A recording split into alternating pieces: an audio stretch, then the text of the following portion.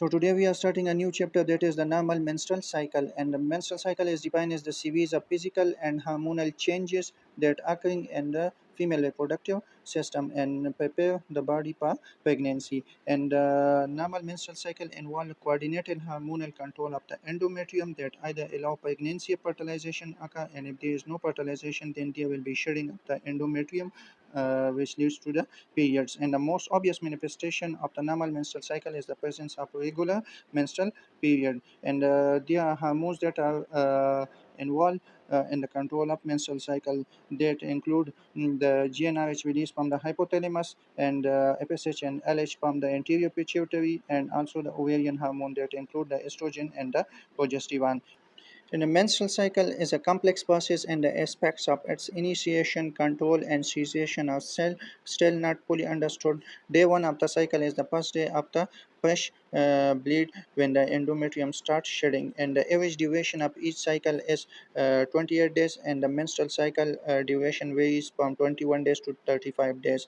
If the duration of cycle is less than 21 days, it is known as polymenorrhea, but if the duration is more than 35 days, it is known as oligomenorrhea. On average, the cycle length lasts for 28 days, and the duration of the menstrual bleeding varies from 2 days to 8 days, and the normal volume of menstrual loss is 35 ml per cycle. But if the volume of blood loss is more than 80 ml, this is known as heavy menstrual bleed. Next is the role of hypothalamus, pituitary, and the ovary in menstrual cycle. So initially, the hypothalamus they releases GnRH, and the GnRH is released in pulsatile manner, which act on the anterior pituitary to produce FSH and LH. If the GnRH is released in non-pulsatile, mean that it is released in continuous pattern, then it will inhibit the anterior pituitary and prevent the release of FSH and LH.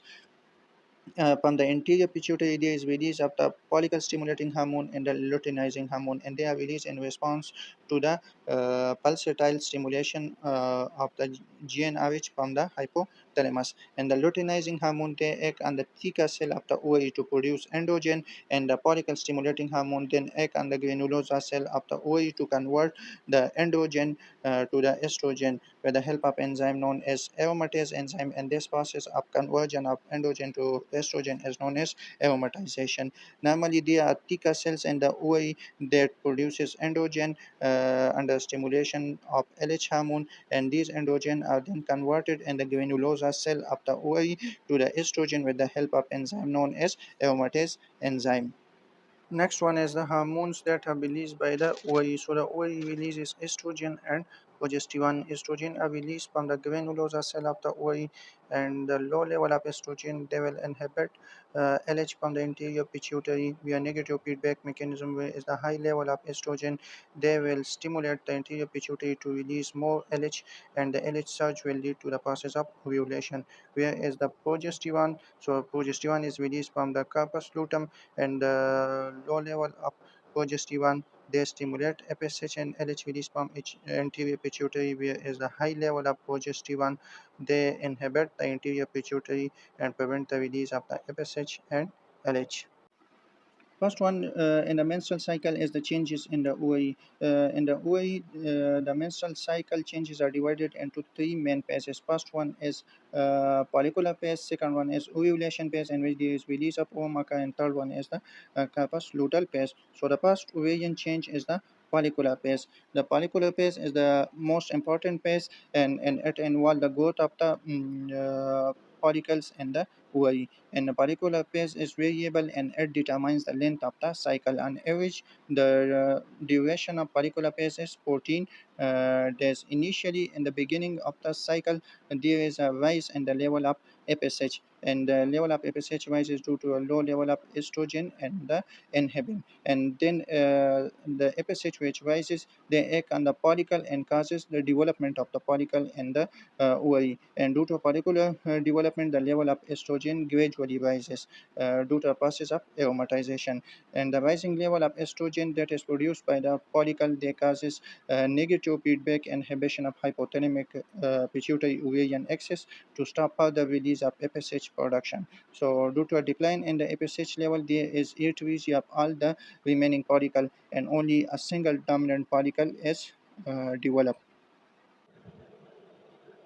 And the dominant follicle, which is also known as Garapian follicle, is found in the follicular phase, and the dominant follicle is the largest and most developed follicle in the ovary in the mid follicular phase, and it is the highest level of aromatase activity, which lead to a high level of estrogen, and it is the highest concentration of the LH receptor, and it is capable of development even when the FSH level are low. So when the FSH level decreases, all the remaining follicles undergoes atresia, whereas the dominant follicle still grows. And the dominant follicle is around 20 millimeter in size, and it is a high level of aromatase activity and a high concentration of the LH receptor, and these LH receptor are required for the ovulation. So in follicular phase, initially there is an increase in the level of FSH due to low level of estrogen, and that causes growth of the follicle. Initially, 12 to 15 follicles are selected, but at the end we have only one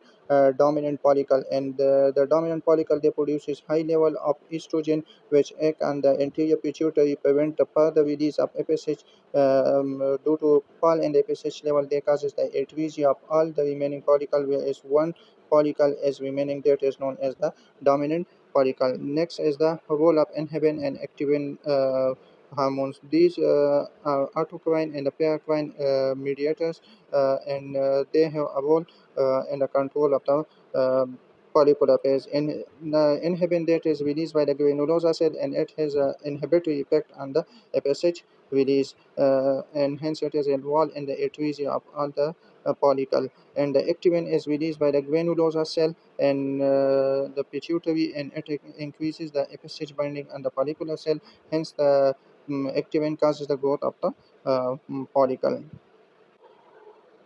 Next one is the ovulation. It is a second step in the ovarian changes of menstrual cycle, and the ovulation involves the release of the oocyte from the dominant follicle. The dominant follicle, which is the most mature follicle formed in the follicular phase, it has a highest level of the estrogen activity, and the high level of estrogen act on the hypothalamic pituitary ovarian axis, and this high level of estrogen causes a release of LH, and the LH that is released by anterior pituitary causes the luteinization of the granulosa cell in the dominant follicle, and causes the release of progesterone, and the progesterone released from granulosa cell further amplifies the positive feedback effect of estrogen and the anterior pituitary to causes further FSH release, and due to a high level of LH release from the anterior pituitary, there will be ovulation occur 24 to 36 hours later after the LH surge.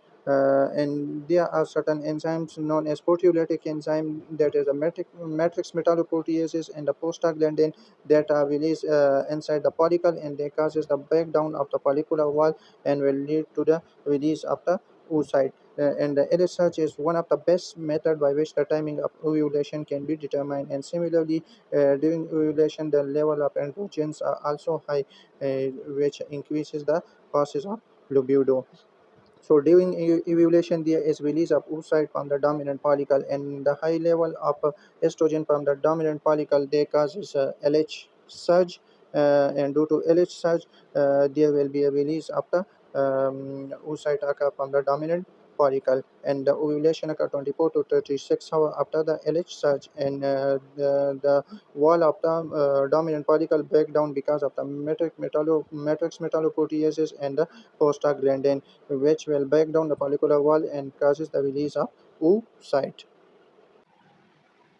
Third phase is known as the corpus luteal phase. In corpus luteal phase, there is formation of the corpus luteum, and the corpus luteum produces progesterone. After the release of oocyte ovary from the dominant follicle, the remaining granulosa cell and the theca cell of the dominant follicle, they form corpus luteum, and this corpus luteum produces the progesterone, and progesterone is the dominant hormone of the luteal phase. And corpus luteal phase is constant, last for 14 days, and the female having 28 days cycle, the level of progesterone peak on day 21, but if a female having 35 days length of cycle, the level of progesterone peak on day 28. After 14 days, the corpus luteum undergoes involution to become corpus albicans. So From the corpus luteum, there is release of the progesterone occur in the progesterone egg, and the endometrium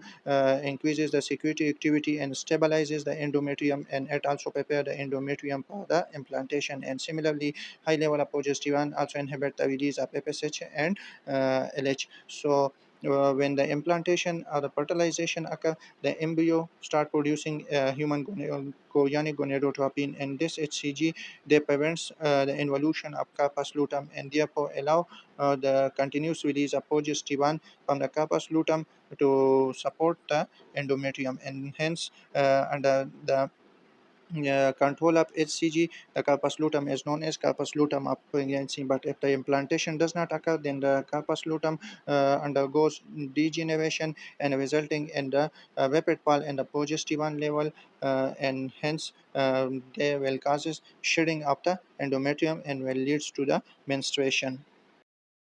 Second one is the changes in the endometrium during menstrual cycle. During menstrual cycle, the endometrial changes are divided into main three phases. First one is the menstrual phase, during which the bleeding occur. Second one is the proliferative phase, and the last one is the secretory phase. So proliferative phase is under the action of estrogen, and secretory phase is under the influence of progesterone. So the first phase in the endometrial changes are menstrual phase. And menstrual phase, there is shedding of the dead endometrium occur and will lead to the bleeding. And the start of menstruation is the day one of the cycle, and the bleeding lasts for 5 to 6 days. When there is no fertilization occur and implantation, then there will be degeneration of the corpus luteum. And when the corpus luteum degenerate, there will be decrease or withdrawal in the level of the progesterone occur. And when the level of the progesterone decreases, there will be certain changes occur, like there will be vasoconstriction of the spiral arteries occur, and the vasoconstriction occur because of the endothelin and the prostaglandin F2 alpha. Due to vasoconstriction of the spiral arteries, there will be decrease in the blood supply toward the endometrium and will causes hypoxia and will lead to the ischemic necrosis of the endometrium, that is the functional layer of the endometrium. And due to ischemia, there will be the breakdown of the endometrial tissues occur and will lead to the bleeding. And the bleeding will last for 5 to 10 days, and after that the bleeding will cease and the endometrial repair start.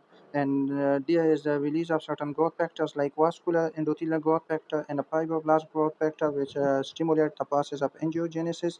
And there will be epidermal growth factors occur, which causes the stromal and the glandular proliferation. So in menstrual phase, there is initially shedding of the endometrium occur, and after shedding, there will be the regeneration of the endometrium occur, and the endometrial shedding occur due to the withdrawal and the level of the progesterone. And the endometrial regeneration occur due to the growth factor like vascular endothelial growth factor, fibroblast growth factor, and the epidermal growth factor.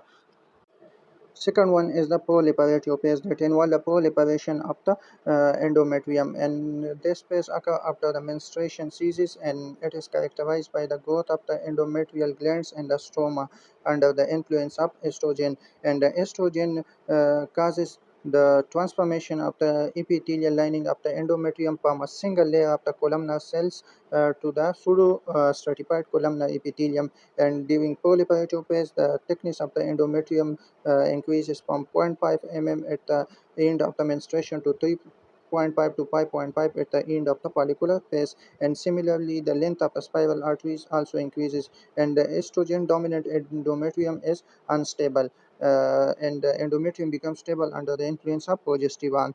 Third step in the endometrial changes are the secretory phase. So the secretory phase is under the influence of the progesterone, which is released from the corpus luteum, and the progesterone they increases the glandular activity of the endometrium. The progesterone they causes the proliferation of the gland of the endometrium, and the glands become tortuous. Similarly, the stroma they also increases, and the stroma become edematous, and the spiral artery also become dilated, and there is increase in the blood flow toward the endometrium. And the changes that occur in the endometrium under the influence of the progesterone, they are known as the decerdualization reaction. And during security phase, the endometrium become favorable for the implantation of the embryo, and the progesterone dependent endometrium is stable and will not undergo irregular shedding. And prior to the menstruation, the the endometrium, there shows three layers. The first one is the stratum basilis, which is the basal layer of the endometrium, and it accounts for 25% of the endometrium, and it is this layer from which the endometrium will regenerate, and there will be no shedding of this layer during menstruation. Second one is the stratum spongiosum, which is the middle layer, and it consists of the edematous stroma in the glands, and the outermost layer is known as the stratum compacta, and it accounts for the uppermost and outermost 25% of the endometrium, and this layer sheds during menstruation, and it consists of the permanent decidualized stromal cell. Now let's summarize the menstrual cycle. The first one is the ovarian changes in the menstrual cycle. They are divided into three phases. First one is follicular phase, second one is ovulatory phase, and third one is the luteal phase. In follicular phase, there is the growth of the follicle occur, and it occurs under the influence of FSH, and a single follicle get mature. And this dominant follicle is known as Garapian follicle. And day 14, there will be ovulation occur, in which there is the breakdown of the wall of the dominant follicle, and the ovum is released. After ovulation, there is luteal phase occur, in which the granulosa cells and the remaining theca cell, they combine and they form corpus luteum, and the corpus luteum releases progesterone, which is responsible for maintaining the lining of the endometrium. And if there is no fertilization, then the corpus luteum start degenerating, and it form the corpus albicans. And when there is ovulation occur, there will be a rise in the body temperature. So at the time of ovulation, the body temperature also rises.